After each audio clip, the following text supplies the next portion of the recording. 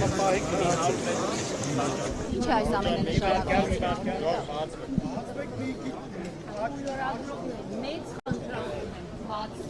Պարոն Խաչատրյան, տենց խոսենք 1 տարի առաջ, եթե հիշում եք Մայրաթորում դուք, պարոն Դանիելյանը, այսպես բուռն պայքարում եք, որ Միքայել Սրբազանին չտանեն ԱԱԾ-ականները, հիմա դուք եկել եք դատարան, վեհափառն է դատարանի ներսում, ինչ կասեք, ինչու 1 տարի անց բանը հասավ վեհափառին։ Նաև նշեմ, որ Մանուկյան Գեղամներ էր մեզ հետ։ Այո, դա խայտառակոր էր, որը թվում էր դաժան երազից ինչ-որ մի պատառիկ, որովհետև որևէ հայի մտքով չէր կարող անցնել, որ որևէ հայ, ոստիկան կամ ԱԱԾ-ի ծառայող, որևէ հայի հրամանով կարող է հանդգնել, ներխուժել Մայրաթոր, ներխուժել Վեհարան և փորձել ուժ գործադրել հայ հոգևորականների դեմ և ուժով բերման ենթարկել։ Այսօրվա քաղաքական իշխանությունների կիսալուսնյակ կրած արշավանքը Հայաստանյաց առաքելական Սուրբ եկեղեցու և Վեհափառ Հայրապետի դեմ պայմանավորված է մեր եկեղեցու ազգապահպան գործունեությամբ։ Հիշեցնեմ, որ այս ամեն ինչը սկսեց,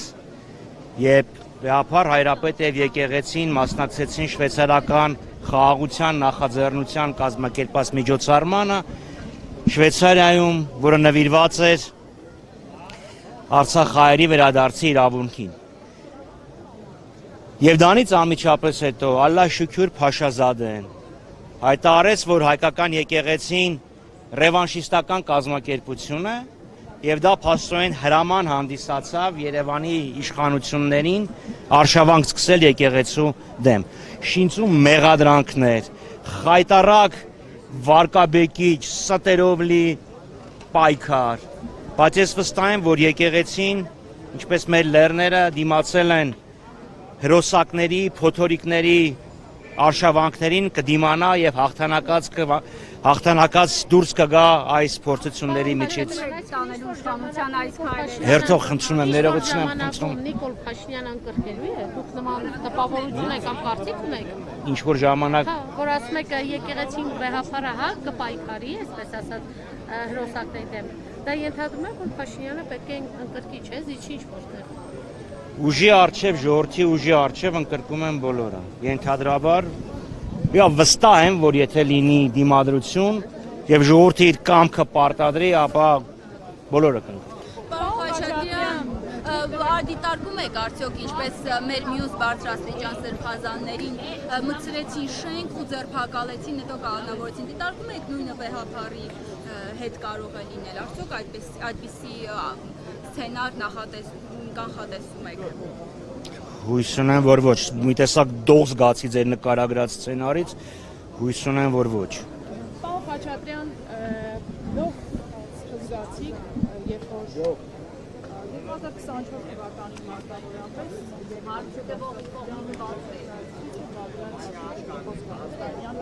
հողտելով տաճարը դուրս եկավ դրանից և քաղաքական գործունեություն ծավալել ձեր խմբակցության Հայաստան դաշնքի անդամներ Հանրապետ Վարդյանի և Կարնիկ Դանիելյանի մասնակցությամբ սրբազան շարժում նախաձեռնեց և օրեր շարունակ հիշում եք օրերին էին մարդկանցով և պահանջում էին աշխարհիկ իշխանության, այսինքն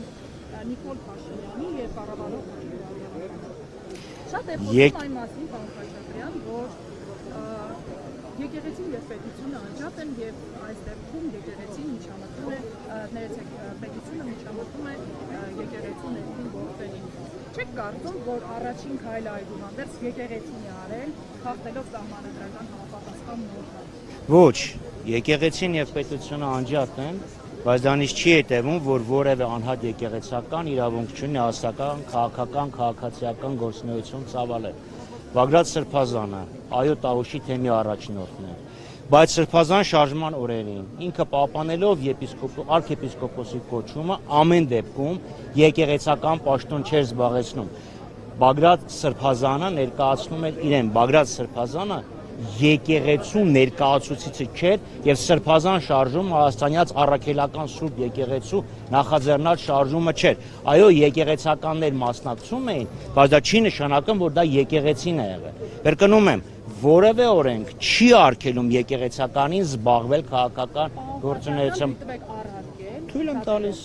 Երբ որ հարց հնչեց Բագրատ arczepiskopos Կարստանյանին, արդյոք ամենայն հայոց կաթողիկոսը տեղյակ է ձեր գործունեությունից, ասած այս շարժումը նախաձեռնվել է վեհափարի գիտությամբ եւ օրհնությամբ։ Գիտության պահով նախաձեռնվել է։ Օրհնություն չի նշանակում, որ եկեղեցին դարձյալ մասնակցում է քաղաքական գործընթացներին։ Կաթողիկոսի գիտության եւ օրհնության arczepiskopos Ինքը տեղեկացրել է վեհափար հայրապետին եւ սկսել է այս շարժումը, ինչպես նաեւ բազմաթիվ այլ մեր հայրենակիցներ։ Բայց կրկնում եմ, եկեղեցականի մասնակցությունը քաղաքական, քաղաքացիական որևէ գործընթացի որևէ օրենք չի խախտում։ Այս Նիկոլ Փաշինյանի ներխուժումը եկեղեցական կյանք, դա սահմանադրության անմիջական եւ ուղղակի խախտում է։ Ես խնդրեմ մնացածներին թույլ տանք էլի հնարավորության էլ։ Խախտված իրավունքը վիճարկում է միակ այցանում դատարանում։ Սա համարում եք քաղաքական գործընթաց եւ եկեղեցու ներքին գործերին միջամուխ։ Անկասկած, դուք կարող եք նշել ուրիշ մի Եթե սա պետք է անի բանավեճ, ես պատասխանեմ բանավեճել։ Եթե կարծիքս եք հայտնում, ես դες ուրիշ հարց տամ։ Կարող եք նշել արդյոք աշխարհում որևէ այլ եկեղեցի։ Պատկերացրեք Հռոմի Պապը կամ ուղղափառ պատրիարքը որևէ եկեղեցականի կարգալույծ անեն եւ դա գնար դատարան։ Նման բան չի եղել եւ դա բանականությանը եւ բարոյականությանը հակասում է։ Վարչապետ Փաշինյանի գլխավորությամբ ասում է, որ սա ոչ թե եկեղեցու դեմ պայքար է, այլ 6 եպիսկոպոս եւ վեհափար այս պահին գտնվում են դատական նիստերի դահլիճում։ Ինչ է սա, եթե ոչ եկեղեցու դեմ պայքար։ Սա եկեղեցու դեմ պայքար է։ Իսկ եթե Նիկոլ Փաշինյանը գնում է մասնակցում է մի որը կատարում են կարգալույծ ինչ որ մարդիկ, դա ինչ է, եթե ոչ հարձակում եկեղեցու դեմ։ Եթե վեհափար հայրապետը չի հրավիրում ազգային ժողովի բացմանը, դա ինչ է, եթե ոչ եկեղեցու դեմ պայքար եւ եկեղեցի դերի նսեմացում։ Իշխանությունից ասում էին նիստը նախագահող падգամավորը ով էր արգելել վեհափար։ Ներողություն եմ խնդրում։